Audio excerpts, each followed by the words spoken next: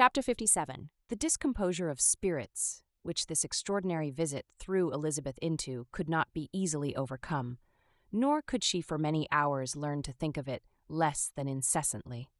Lady Catherine, it appeared, had actually taken the trouble of this journey from Rosings for the sole purpose of breaking off her supposed engagement with Mr. Darcy.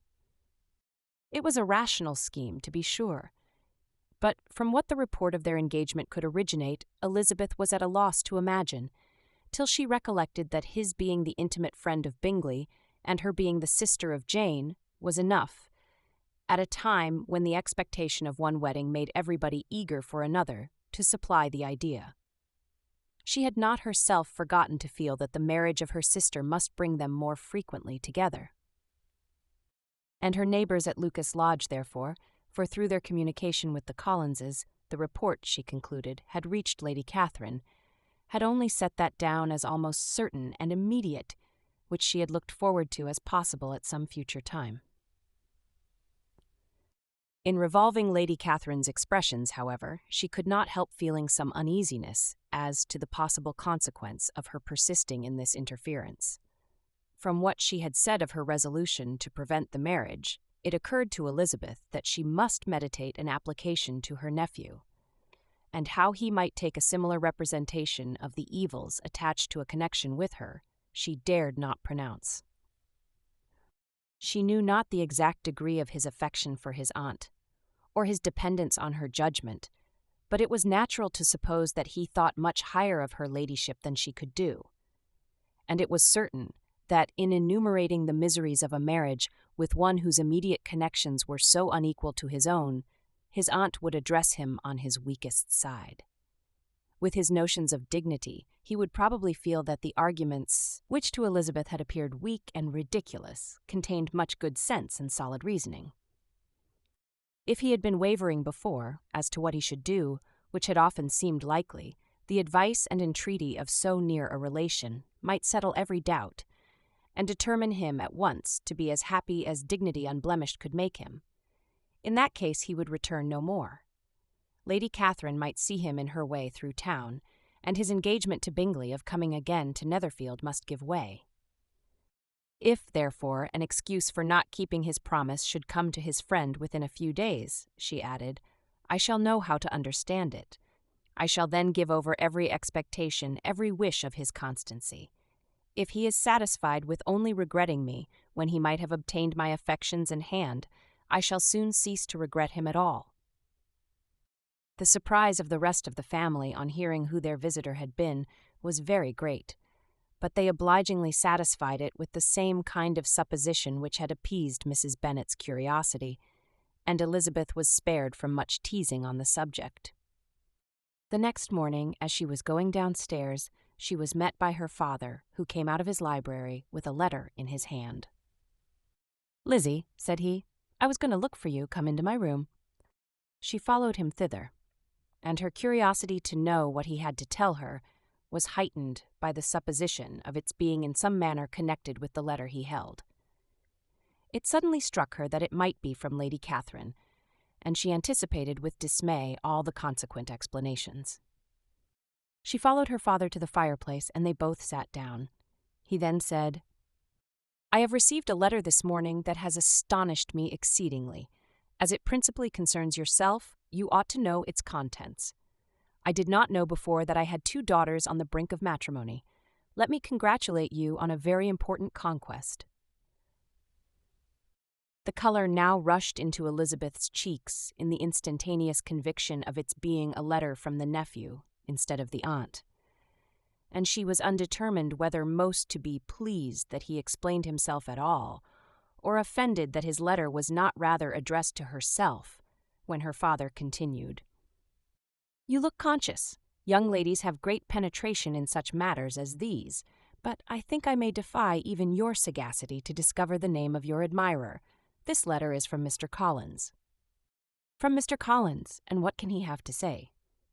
"Something very much to the purpose, of course. He begins with congratulations on the approaching nuptials of my eldest daughter, of which it seems he has been told by some of the good-natured gossiping Lucases. I shall not sport with your impatience by reading what he says on that point. What relates to yourself is as follows. Having thus offered you the sincere congratulations of Mrs. Collins and myself on this happy event, let me now add a short hint on the subject of another, of which we have been advertised by the same authority. Your daughter Elizabeth, it is presumed, will not long bear the name of Bennet, after her eldest sister has resigned it, and the chosen partner of her fate may be reasonably looked up to as one of the most illustrious personages in this land. Can you possibly guess, Lizzie, who is meant by this? This young gentleman is blessed in a peculiar way with everything the heart of mortal can most desire: splendid property, noble kindred, and extensive patronage. Yet, in spite of all these temptations, let me warn my cousin Elizabeth and yourself of what evils you may incur by a precipitate closure with this gentleman's proposals, which of course you will be inclined to take immediate advantage of. Have you any idea, Lizzie, who this gentleman is? But now it comes out. My motive for cautioning you is as follows. We have reason to imagine that his aunt, Lady Catherine de Bourgh, does not look on the match with a friendly eye. Mr. Darcy, you see, is the man.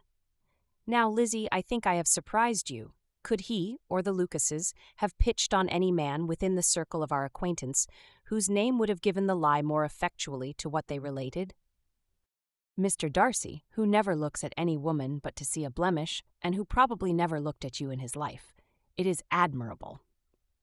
Elizabeth tried to join in her father's pleasantry, but could only force one most reluctant smile. Never had his wit been directed in a manner so little agreeable to her. Are you not diverted? Oh yes, pray read on.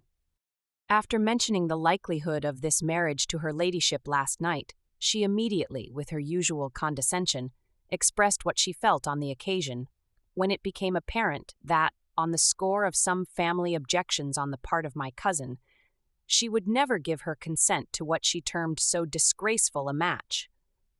I thought it my duty to give the speediest intelligence of this to my cousin, that she and her noble admirer may be aware of what they are about, and not run hastily into a marriage which has not been properly sanctioned.